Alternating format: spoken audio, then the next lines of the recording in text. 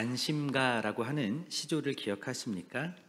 이 몸이 죽고 죽어 일백번 고쳐 죽어 백골이 진토되어 넋이라도 있고 없고 임향한 일편단심이야 가실 줄이 있으랴. 이 몸이 죽고 또 죽어 백번이나 다시 죽어 백골이 흙과 먼지가 되어 넋이야 있건 없건 임금님께 바치는 충성심이야 변할 리가 있으랴라는 시조이죠. 이 단심과는 고려 왕조가 멸망할 무렵에 이방원의 하여가에 대해 고려의 충신이었던 정몽주가 화답한 시조입니다. 이방원은 정몽주를 초대한 자리에서 하여가를 지어서 이런들 어떠하리 저런들 어떠하리라고 하면서 만수산 드렁칫과 같이 서로 얽혀 백년까지 누리자라고 하며 회유했습니다. 이 말을 받아 정몽주는 일백번 고쳐 죽더라도 뜻이 변하지 않으리라 라고 했던 것이죠. 이때 그가 표현한 일편단심의 뜻은 한 조각의 붉은 마음이라는 뜻입니다. 진심에서 우러나오는 변치 않는 마음을 의미했던 것이죠. 이것은 망해가는 나라에 살았던 한 충신의 고백이었습니다. 우리는 영원한 하나님 나라에 대해 이러한 충절이 있으면 좋겠습니다. 오늘 본문에서 예수님은 우리에게 물으십니다. 이 세상의 보물을 선택할 것이냐, 하나님을 선택할 것이냐. 우리는 예수님의 이런 질문에 단심가로 답하면 좋겠습니다. 주님, 저는 일편단심으로 하나님을 사랑하겠습니다. 주님, 저는 한 조각의 붉은 마음으로 하늘의 보물을 쌓는 그러한 삶을 살겠습니다. 오늘 본문을 통해서 우리에게 주시는 하나님의 음성을 듣기를 원합니다. 첫째로, 하나님께 일편단심이려면 하늘의 보물을 쌓아야 합니다. 예수님은 제자들을 사로잡는 육신적이고 세상적인 매력이 어떤 것인지 잘 알고 계셨습니다. 그리고 제자들조차도 물질에 대해 얼마나 마음이 끌리는지를 이해하셨습니다. 그래서 그들의 마음을 하나님의 나라로 돌리라고 말씀을 하십니다. 그 말씀은 보물을 땅에 쌓아두지 말라는 것으로 시작이 됩니다. 우리 마태복음 6장 19절에서 21절까지 함께 보시겠습니다.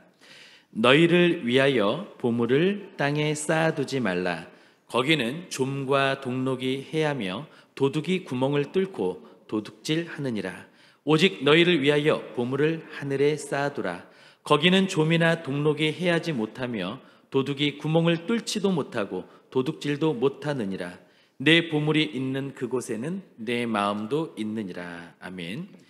이 말씀은 우리가 이 세상에서 얻게 된 것을 결코 즐겨서는 안 된다, 그런 의미가 아니죠. 그보다는 우리에게 주신 것을 하나님의 영광을 위해서 사용하라는 것입니다.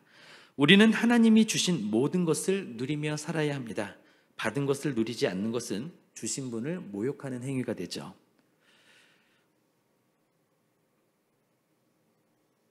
다만 우리가 하나님께 받은 축복이 있다면 그것을 다른 사람들과 나누어야 한다는 것입니다. 만일 쌓아둘 정도로 가지고 있다면 다른 사람과 나누기에 힘써야 합니다. 그런데도 자신만을 위해서 그 축복을 소유한다면 우리를 통해 다른 사람들에게 나눠주기 원하시는 하나님의 축복의 통로로서 우리가 그 일을 못하고 가로막는 셈이 됩니다. 그리고 성경은 어디에서도 사유재산을 금하지 않습니다. 만일의 사태를 대비한 저축이나 보험도 마찬가지로 금하지 않습니다. 잠언에서는 개미가 여름날에 겨울 양식을 저장해 놓는 것을 칭찬합니다. 그리고 성경은 자기 가족을 돌보지 않는 그런 신자에 대해서는 불신자보다 악한 사람이라고 말씀하십니다. 예수님께서 금하신 것은 재물을 이기적으로 땅에 쌓아놓는 것, 낭비하는 삶, 사치스러운 삶, 이웃에 대해 몰인정한 것, 재산을 신봉하는 것이나 물질주의, 그리고 탐욕을 금하셨던 것이죠. 쌓아둔 세상의 보물은 빨리 부패합니다. 예수님께서는 의도적으로 여기에서 재물이나 돈이라는 표현보다는 보물이라는 표현을 사용하셨습니다. 이 표현은 동방 박사들이 예수님께 드렸던 황금과 모략과 유향을 언급할 때 사용되었던 말이었습니다. 그리고 모세가 버린 애굽의 보화, 이것을 일컫는데 이 말이 사용되었습니다. 보물은 귀한 것이나 드릴 수 있어야 하고 값진 것이나 버릴 수 있어야 합니다. 중요한 것은 이 세상에 재물과 부를 축적하면서 마음과 생각이 이런 것들에 사로잡혀서는 안 된다라는 것이죠. 예수님은 자기의 재물을 의지하고 부유함을 자랑하는 자는 악하다라고 말씀하십니다. 영적인 투자보다 물질적인 부를 쌓는 데 몰두하는 것은 어리석은 일입니다. 세상의 것들은 어떻습니까? 썩습니다. 낡습니다. 상실됩니다. 그렇기 때문에 세상에 부를 쌓는 것, 세상에 축적하는 것은 어리석은 것입니다. 땅의 보물들은 녹슬고 좀먹고 도둑이 구멍을 뚫고 들어와 도둑질해 갑니다. 여기서 녹은 원어로 브로시스라고 하는데 먹는 것을 뜻합니다. 녹에 의해 생겨나는 부식 또는 해충 또는 기생충 등을 말하는 것입니다. 좀은 사람들의 옷을 갉아먹죠. 쥐는 저장해 놓은 곡식을 축냅니다. 도둑은 집에 들어와 사람들이 보관해 놓은 것을 훔쳐가곤 했습니다. 고대 사회에 있어서 안전한 곳은 없었습니다. 세상은 썩고 낡고 상실됩니다. 예수님은 재물을 더 많이 쌓으려고 혈안이 된 삶을 질타하시면서 이기심과 사치스러운 생활 또한 그러한 방식에 대해 경고하셨던 것이죠. 오늘날은 인플레이션이 아주 가속화되고 있죠. 그래서 어제의 1,000원의 가치가 오늘의 1,000원의 가치와 다릅니다. 과거에는 백반이 600원 했던 그런 시절도 있었죠. 뭐 라면, 짜장면 이런 것들이 몇백 원 안 하던 그런 시절이 있었습니다. 그런데 어떻죠? 지금은 그렇지 않습니다. 국밥 한 그릇을 사 먹으려고 해도 돈 9,000원, 10,000원은 줘야 됩니다. 환율은 어떻습니까? 원화의 가치는 떨어지고 달러가 오르면서 우리는 가만히 있어도 가난해지죠. 보이스 피싱에 의해서 우리는 손해를 보기도 합니다. 경제 불황으로 인해서 가계에 어려움을 겪기도 합니다. 우리는 가만히 있어도 가난해집니다. 그리고 우리가 설령 많은 것을 가지고 있고 우리가 가지고 있는 부를 조금이라도 더 늘려간다 할지언정 우리가 죽음 이후로까지 그것들을 가지고 갈 수는 없습니다. 우리 손에 들고 갈 수 있는 것은 아무것도 없다라는 것이죠. 물질적인 것에만 부패만 있는 것이 아닙니다. 유행도 녹있습니다. 육체도 녹있습니다. 아름다웠던 용모도 산화의 과정을 겪습니다. 리즈 시절의 용모는 세월을 감당하지 못하고 노화가 되어집니다. 그래서 빠지고 주름지고 굽고 흐려지게 됩니다. 정신도 좀이 먹죠. 천재들에게도 선망 증세가 오기도 합니다. 그리고 일국을 치리하던 대통령에게도 치매가 오기도 합니다. 그렇기 때문에 우리는 좀과 동록이 그리고 도둑이 구멍을 뚫지 못하도록 우리는 해야 합니다. 그러기 위해서는 우리는 보물을 이 땅에 쌓는 것이 아니라 그것이 침범할 수 없는 천국에 쌓아야 합니다. 하늘에는 도둑이 뚫고 들어올 수 없습니다. 하나님께서 우리를 위해 간직해 두시기 때문이죠. 그곳에는 불순한 것들이 없습니다. 천국은 생명과 빛과 순수함만이 있는 영역입니다. 그곳에는 죽음에 속하는 것들이나 더럽거나 오염된 것이 없습니다. 천국은 완전합니다. 주님은 완전한 그곳에 보물을 쌓으라고 우리에게 말씀하십니다. 보물을 하늘에 쌓아놓는 것은 영원토록 영향력이 지속되는 무엇인가를 이 땅에서 행하라는 것입니다. 단순히 베풀어서 선행을 하라는 것이 아니죠. 공로를 쌓고 자기 의로 삼으라는 것도 아닙니다. 우리는 이 땅에서 예수님을 닮은 삶을 삶으로써 천국의 보물을 쌓을 수 있습니다. 우리는 이 땅에서 복음의 대의를 위해서 하나님의 나라를 위해서 우리의 소중한 것을 사용함으로써 천국의 보물을 쌓을 수 있습니다. 어제 가난한 그리스도인의 삶이라는 한 영상을 보았습니다. 제목 밑에는 20년 사역 통장 잔고 영원이라고 써 있었습니다. 영상의 주인공은 10년간 선교단체의 간사로 있었고 또 10년간 간사로서 해외를 떠돌았다고 합니다. 그리고 이제 20년이 지난 자신에게는 부동산도 없고 다른 재산도 없다고 합니다. 아내와 두 아들만 있다고 합니다. 현재는 사역을 잠시 쉬고 한국에서 공장 일을 하면서 생계를 이어가고 있다고 고백합니다. 그러면서도 자신에게 있는 것은 없지만 후에는 없었노라고 말합니다. 그리고 인상적이었던 것은요, 그리스도인의 최저 시급에 대해서 명쾌하게 정의를 내렸던 것이었습니다. 그리스도인의 최저 시급은 얼마일까요? 그분은 이렇게 답했습니다. 바로 천국이라고. 그렇습니다. 그리스도인의 최저 시급은 천국입니다. 저는 영상 속의 그 주인공의 20년은 하늘의 보물을 쌓았던 귀한 세월이었다라고 믿습니다. 이곳에서는 우리보다 어렵고 불편한 생활을 하고 있을지는 모르겠지만 천국에서는 아닐 것이라고 저는 믿습니다. 그렇다고 오해하지 마시기 바랍니다. 제가 가난을 권장하는 것은 아닙니다. 우리는 어떻습니까? 우리는 하늘의 보물을 쌓고 있는 삶을 살고 있습니까? 아니면 땅의 보물을 쌓고 있는 그런 삶에 집착하고 있습니까? 두 번째로, 하나님께 일편단심이려면 영혼의 질서가 있어야 됩니다. 우리는 사람에 대해서 어떻게 이해해야 할까요? 히브리어를 쓰는 구약에서는요, 사람을 전인적인 존재로, 통으로 이해를 합니다. 그런데 헬라어를 쓰는 신약 성경에서는 사람을 둘 또는 셋으로 구분해서 이해를 합니다. 영혼과 육체 또는 영과 혼과 육체로 구분을 합니다. 우리는 사람을 좀 더 세밀하게 이해하기 위해서 영과 혼과 육체로 나눠서 이해하면 좋겠습니다. 그 중에서 혼적인 부분을 한번 생각해 보겠습니다. 혼에는 지, 정, 의 세 부분으로 이루어져 있습니다. 다시 말해 지성과 감성과 의지의 세 부분의 영역이 있는 것이죠. 하나님께 일편단심인 사람의 지성과 감성과 의지는 바른 순서와 균형을 가져야 됩니다. 우리 마태복음 6장 22절에서 23절까지 함께 읽어보겠습니다. 눈은 몸의 등불이니 그러므로 내 눈이 성하면 온몸이 밝을 것이요 눈이 나쁘면 온몸이 어두울 것이니 그러므로 내게 있는 빛이 어두우면 그 어둠이 얼마나 더하겠느냐. 아멘. 예수님은 눈을 마음의 등불이라고 하셨죠. 우리의 눈이 좋으면 온몸이 빛으로 채워질 것입니다. 눈은 몸의 입구입니다.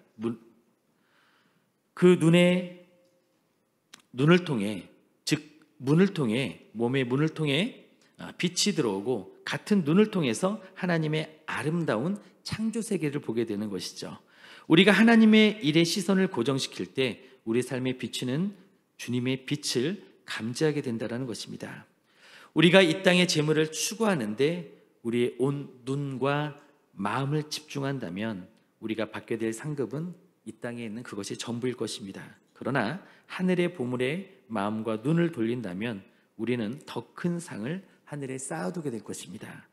다시 말하면 사람은 영과 혼과 육으로 이루어져 있습니다. 그리고 혼적인 영역에는 지정의, 지성과 감성과 그리고 의지가 있다는 것이죠. 그러면 우리가 방금 읽은 본문에서 눈은 등불이라고 표현을 했는데요, 눈과 등불은 지성과 감성과 의지 중에 어디에 해당이 될까요? 1번 지성, 2번 감성, 3번 의지, 어디 몇 번일까요? 한번 손가락으로 한번 네, 1번입니다. 2번? 네, 1번입니다. 네, 1번입니다. 지성이 해당이 됩니다. 하나님은 사람을 창조하셨을 때 사람의 혼의 영역에서 바른 순서를 정하셨습니다. 지, 정, 의의 순으로 이루어져야 됩니다. 우리가 진리를 알면 그것을 기뻐하고 순종으로 행하게 하셨던 것이죠. 그런데 에덴 동산에서 첫 범죄가 있을 때 이것이 뒤틀려 버렸습니다. 하와는 선악과를 보고 탐욕을 느꼈습니다. 먹음직하고 보암직하고 지혜롭게 할 만큼 탐스러워 보이는 그것을 욕망했고 냉큼 따서 먹어버렸습니다. 육신의 정욕과 안목의 정욕과 이생의 자랑에 생각이 지배를 받았던 것이죠. 욕구에, 감정에 지배를 당했던 것입니다. 오늘날 대부분의 사람들의 혼의 영역은 그 균형이 깨져 있습니다. 지, 정, 의의 모습이 아닙니다. 정, 지, 의 또는 정의, 지의 모습으로 바뀌어 있습니다. 감정이 먼저고 그 다음에 자신이 좋아하는 것을 또는 욕망하는 것을 정당화하기 위해서 지성을 사용합니다. 그래서 이유들을 만들어내죠. 그리고 그것을 얻기 위해 행동으로 옮깁니다. 사람은 죄와 타락의 결과로 지성과 이해의 지배를 받지 않고 자기의 욕망과 감정과 정욕의 지배를 받고 있습니다. 이러한 모습은 소비 생활에서 잘 나타나죠. 한번 마음에 꽂히면은 거기에 이유를 만들어서 그것을 사고야 말죠. 그런데 거기에서만 나타나는 것이 아닙니다. 각종 예술 분야에서 이러한 모습이 나타납니다. 학술계에서도 나타납니다. 심지어 과학계에서도 나타납니다. 언론계에서도 나타납니다. 많은 언론들은 팩트를 전달하는 것이 아니라 결론을 이미 정해놓고 팩트에 감정과 욕망이 섞인 주장을 적당히 섞어서 편파적인 기사를 내보냅니다. 이것은 지성으로 삶을 바라보는 대신에 욕망과 감정을 가지고 바라본 결과인 것입니다. 우리는 어떻습니까? 아는 것, 이해한 것의 지배를 받아서 감정이 따라오고 행동이 따라옵니까? 말씀을 깨달으면 그 말씀이 기쁘고 그 말씀에 순종하는 삶을 살고 있습니까? 90년대 초반부터 강조되어 온 것이 EQ였습니다. 그 전까지만 해도 IQ가 더 강조가 됐었죠. 그런데 EQ가 강조되면서 지력보다는 이제는 공감 능력, 이것이 더 중요하게 여겨지는 풍토가 되었습니다. 물론 공감은 중요합니다. 그러나 공감을 강조하다 보면 무기력한 사람을 더 무기력하게 만듭니다. 죄를 지은 사람을 두둔하는 그러한 결과를 낳기도 합니다. 신약시대의 사람들은 눈은 인간의 내면에 있는 빛이나 어둠을 드러낸다고 보았습니다. 그뿐만 아니라 선이나 악을 쏟아내는 통로로서의 역할을 한다고 보았습니다. 하나님께 일편단심인 사람은 그 눈이 밝아야 합니다. 눈이 밝아야 온몸이 밝을 것이기 때문입니다. 우리는 감성과 감정과 욕망의 지배를 받아서는 안 됩니다. 우리가 구해야 할 것은 주님께서 우리의 지성을 밝혀주시고 우리의 이해력을 맑게 해주시고 성한 눈으로 만들어 달라는 것입니다. 그래서 죄에 대한 진리 또 그리스도의 피로 구원받는 유일한 길을 우리는 볼 수 있어야 합니다. 그리고 우리가 깨닫고 알게 된 그 진리에 우리의 마음이, 우리의 감정이, 우리의 정서가 반응을 해서 기쁘게 말씀에 순종해야 할 것입니다. 그렇게 해서 우리는 진리의 말씀을 알고 깨닫는 대로 기뻐하며 말씀에 즐겁게 따라가는 믿음의 삶을 살아야 할 것입니다. 그렇습니다. 하나님께 일편단심이려면 영혼의 질서가 있어야 합니다. 세 번째로 하나님께 일편단심이려면 한 주인만 섬겨야 합니다. 예수님은 재물의 거짓된 꼬임에 대해서 말씀을 하십니다. 예수님은 본질적으로 한 마음을 품는 것이 필요하다는 것을 이야기하십니다. 우리 마태복음 6장 23절에서 24절까지 함께 보시겠습니다. 눈이 나쁘면 온 몸이 어두울 것이니 그러므로 내게 있는 빛이 어두우면 그 어둠이 얼마나 더하겠느냐. 한 사람이 두 주인을 섬기지 못할 것이니 혹 이를 미워하고 저를 사랑하거나 혹 이를 중히 여기고 저를 경히 여김이라. 너희가 하나님과 재물을 겸하여 섬기지 못하느니라. 아멘. 우리는 하나님보다 우선시 여기는 것을 우상이라고 합니다. 하나님보다 앞세우는 것을 우상 숭배라고 합니다. 저는 우상 숭배를 이렇게 정의하고 싶습니다. 우상 숭배란 마음이 분열되는 것. 마음의 한 부분은 하나님을 사랑한다고 말하지만 다른 한 부분은 여전히 나뉘어진 상태로 있으면서 그대로 지내는 것. 이것이 곧 우상 숭배라고 저는 생각합니다. 하나님은 우리와의 관계를 결혼 관계의 비유로 자주 설명하셨습니다. 배우자 이외의 사람을 성적으로 사랑하는 것, 이것은 간음이죠. 아내도 사랑하고 사무실의 미스김도 사랑하는 것은 인류애가 아닙니다. 그것은 죄입니다. 하나님은 우리에게 온전한 사랑을 요구하십니다. 독점적인 사랑을 요구하십니다. 마치 배우자에게 요구하시는 것처럼 그러한 사랑을 요구하십니다. 24절에는 너희가 하나님과 재물을 겸하여 섬기지 못한다라고 말씀하십니다. 여기서 재물을 원어로 맘몬이라고 합니다. 그렇게 표현을 했는데 이 맘몬은 재산과 부를 뜻하는 말이죠. 그것이 신처럼 일컬어질 때 쓰는 말입니다. 예수님은 성경 곳곳에서 돈이 명령한다라는 것을 강조하셨는데 이것은 맘몬이 가치 중립적이지 않다라는 것을 의미합니다. 돈은 재물은 가치 중립적이지 않습니다. 우리가 청지기로서 재물을 다스리지 못하면 돈이 우리를 지배하고 이끌어갑니다. 지배를 우리가 당하게 된다는 것이죠.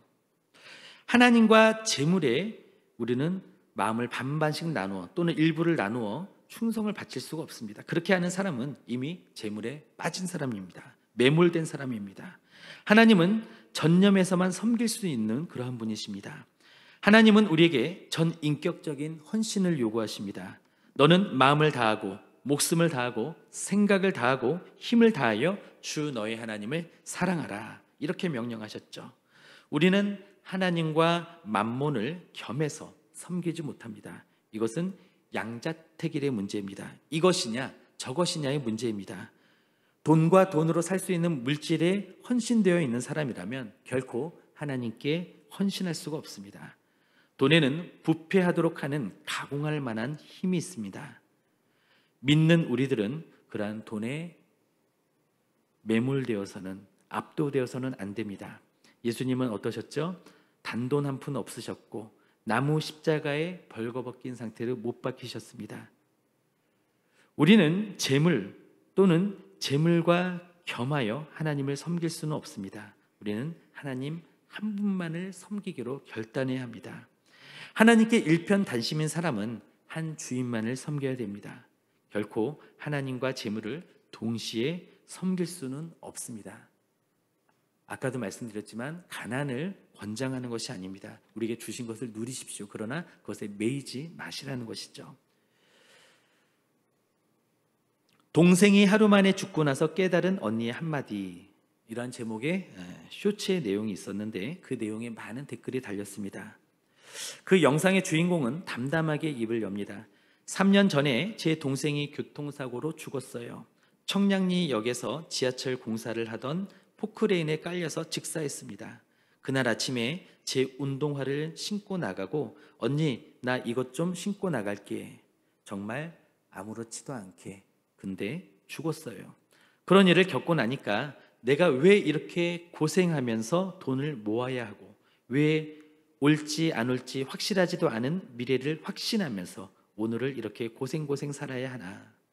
여러분, 내일은 안 올 수도 있어요. 저는 항상 그런 마음으로 살고 있거든요. 낭만적으로 사는 것이 뭐죠? 라고 궁금해하시는 분들에게 저는 이렇게 얘기를 드리고 싶어요.